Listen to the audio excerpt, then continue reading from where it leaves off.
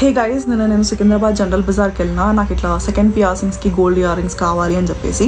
So ఇక్కడ నాకు 2 incidences జరిగింది. సో ఫస్ట్ షాప్లో ఏమైంది అని అంటే, ఒక ఇయర్ రింగ్ చాలా బాగా నచ్చింది. సో దాని ఎస్టిమేషన్ వాల్యూ ఎంత అని అంటే వాళ్ళు 8,000 అని చెప్పారు, which is not at all worth it.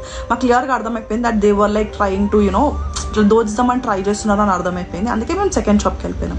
So second షాప్లో ఏమైందంటే, నాకు 3 pairs ఆఫ్ ఇయర్ రింగ్స్ చాలా బాగా అనిపించింది అని చెప్పేసి ఎస్టిమేషన్ వాల్యూ అడిగితే 16,000 అని చెప్పారు. సో మా డాడీ అటు ఇటు బార్గెన్ చేసి ఒక 14,000కి తీసుకొని వచ్చిండు. సో ఇక్కడ మా డాడీ కొంచెం వీళ్ళు జెన్యూన్ అనిపిస్తున్నారు అని చెప్పేసి ఒక కెంపు రింగ్ గోల్డ్లో కావాలి అని చెప్పేసి అని అన్నారు. మా అమ్మాయికి ఇట్లా ఆస్ట్రాలజర్ చెప్పిండు ఇది అని అంటే, వాళ్ళకు ఒక పర్సనల్ ఎక్స్పీరియన్స్ ఏమైందంటే, కెంపు రింగ్ పెట్టుకుంటే వాళ్ళకి మంచిగా జరగలేదంట. వాళ్ళకు కూడా ఆస్ట్రాలజరే చెప్పిండంట. సో వాళ్ళకి మంచిగా జరగలే అని చెప్పేసి మాకు కూడా ఎక్కడ అట్లా అవుతుందేమో అని చెప్పేసి ఒక ఐడియా ఇచ్చింది. ఏంటి అని అంటే, మీకు ఒక కెంపు రింగ్ అంటే ఒక స్టోన్ ఇస్తా, అది ఒక వారం రోజులు పెట్టుకోండి. మీకు నిజంగా మంచిగా అనిపిస్తుందా అంటే దెన్ విల్ గో ఫర్ సిల్వర్లో కూడా మీకు మంచిగా అనిపిస్తుంది, ఒక 6 months అట్లా ట్రై చేసి, లేదంటే 1 year అట్లా ట్రై చేసి మీకు నిజంగా మంచిగా అనిపిస్తుంది అంటే then will go for gold. అంటే నేను ఎందుకు చెప్తున్నానంటే, ఎట్లాంటి జనరేషన్ ఉన్నామంటే, ఒక ప్రోడక్ట్ని సెల్ చేయడానికి షాప్ వాళ్ళు ఏదైనా చెప్తారు.